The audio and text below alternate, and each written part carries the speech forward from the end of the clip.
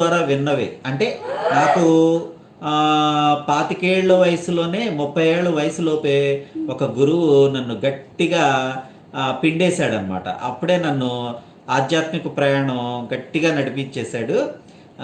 దాంతోనే కొంతవరకు అవగాహన ఉండేది. తర్వాత ఈ గురువులు చెప్తుంటే సోషల్ మీడియా వేదికగా నాకు చాలా అవగాహన అయినాయి. నేనంటే ప్రత్యేకంగా చెప్పలేనులే కానీ అవి ఏదైనా సందర్భం వచ్చినప్పుడు వీలైతే మాట్లాడటానికి తొందరగా మాట్లాడగలను. ఎక్కడా కూడా సంకోచించలేను.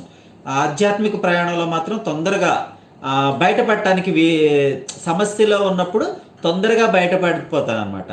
నేను సమస్యలో నిలబడను, సమస్యలో కూర్చోను, సమస్య నుంచి పక్కకు వచ్చేస్తా. దాన్ని చాలా ఈజీగా తీసుకుంటా.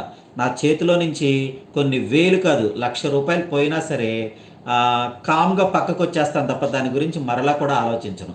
ఎప్పుడో ఒకసారి రాత్రిపూట అది వేధిస్తుంది. వేధించినప్పుడు వెళ్ళిపోయి ఒక గ్లాస్ మంచినీళ్ళు తాగేసి పడుకోవటం జరుగుతుంది తప్ప పొరపాటును కూడా ఇంకా దాన్ని మదిలో తలుచుకుని బాధపడే సెక్షన్ లేదనమాట. ఎందుకంటే నా కళ్ళెదుర కోవిడ్ తర్వాత లక్షలు కోల్పోయిన ఇతివృత్తం అవన్నీ కూడా మనకి ఒక అనుభవాలన్నమాట. కాబట్టి లైఫ్ అంటే ఒక రకంగా అవన్నీ సోషల్ మీడియా కూడా ఒక రకంగా మేలే చేసింది. కాకపోతే మనల్ని డామినేట్ చేసే అవకాశం దానికి ఇవ్వకూడదు, ఫోన్కి ఇవ్వకూడదు. దాన్ని ఒక సమయం ప్రకారం దాన్ని కేటాయించుకుని దాన్ని ఒక సమయంలోనే చూడాలి. నిద్రకి 1 గంట ముందు ఫోన్ అసలు చూడకూడదు. నిద్రకి 1 గంట ముందు ఏదైనా బుక్ చదవండి, ఒక పుస్తకం తీసుకుని ఏదైనా కథలు, ఇతిహాసాలు చదవండి.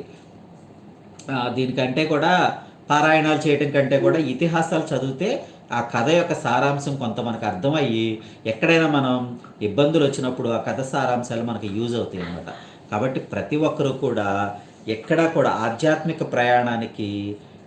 ఆధ్యాత్మిక ప్రయాణంలో పయనించండి. ఆ పయనిస్తే మనం మనుగడ చాలా ఈజీగా సాగిపోతుంది. కాబట్టి ప్రతి ఒక్కరూ నేను చెప్పే మాటల్ని సుత్తిగా భావించుకోకుండా సరదాగా తీసుకుని సరదాగా కొన్ని విషయాలు తీసుకోండి. అన్ని విషయాలు తీసుకోమని చెప్పను. మీకు పనికొచ్చే అంశాన్ని తీసుకోండి, పనికిరాని అంశాన్ని వదిలేసేయండి. ఈ రోజుల్లో చాలామందికి చివరి నిమిషం వరకు మొబైల్ ఫోన్ చూడటమే అలవాటు అవుతుంది. JBL Yashraj, Vinod Betsa, thank you very much. నా లైవ్లోకి వచ్చి ఆద్యాంతము లైవ్ని పార్టిసిపేట్ చేస్తున్నారు. Thank you. కావాలంటే ఒక వారం రోజులు ఈ ప్రయోగం చేసి చూడండి. నిద్రపోవడం అనేది ఒక పవిత్ర కార్యంలా భావించి ప్రశాంతమైన మనసుతో పడక గదికి చేరండి. దేవుడి ఒడిలో నిద్రించబోతున్నామని మనస్ఫూర్తిగా ప్రార్థన చేయండి. ఫలితం మీకే తెలుస్తుంది. ఎందుకంటే నేను ఈషా ఫౌండేషన్, జగ్గి బాబా వాసుదేవ్ అని చాలా విషయాలు, అంటే ఆయన శ్లోకాలు కానీ మంత్రాలు కానీ కొన్ని తీసుకుని అవి రాత్రి పడుకునే ముందు పఠిస్తే చాలా బాగుండేది. మీరు ఆధ్యాత్మిక విషయాలు వినాలంటే, ఎందుకంటే సైన్స్కి ఆధ్యాత్మికానికి మేళవించి నరసరావుపేట ఆయన గురూజీ, ఆయన పేరేంటి ఆయన పేరు నరసరావుపేట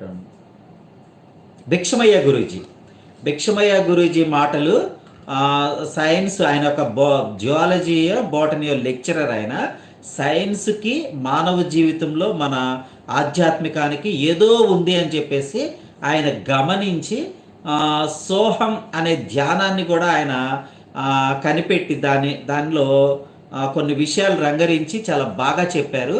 నరసరావుపేట ఆయన జూనియర్ కాలేజీ లెక్చరర్గా పనిచేసి ఈ యొక్క ఆధ్యాత్మిక ప్రయాణంలో యోగ నిద్ర, ధ్యానం దీని మీద చాలా రీసెర్చ్ చేశారు. ఆయన వీడియోలు నేను బాగా ఎక్కువ ఫాలో అయ్యేవాడిని. ఆయన మాటల ద్వారా నేను బాగా ఇన్స్పైర్ అయ్యాను అనమాట. కాబట్టి నిద్రకి సంబంధించి ఈయనే నిద్ర కూడా ధ్యానంలో ఉన్నప్పుడు 3 నిమిషాల కంటే ఎక్కువసేపు నిద్రపోతే ఆ ధ్యానం నీ ఒంటికి ఆ పూటకి లేనట్లే అని చెప్పారనమాట. మనం ధ్యానం చేసేటప్పుడు ఆటోమేటిక్గా నిద్రలోకి వెళ్ళటం కామన్గా వస్తుంది. కానీ దాన్ని 3 నిమిషాల లోపే దాన్ని బయటకు తీసుకురాగలగాలన్నమాట. అలా చేస్తే ఆటోమేటిక్గా మన ఆధ్యాత్మిక ప్రయాణం, యోగ యోగ నిద్ర ప్రయాణం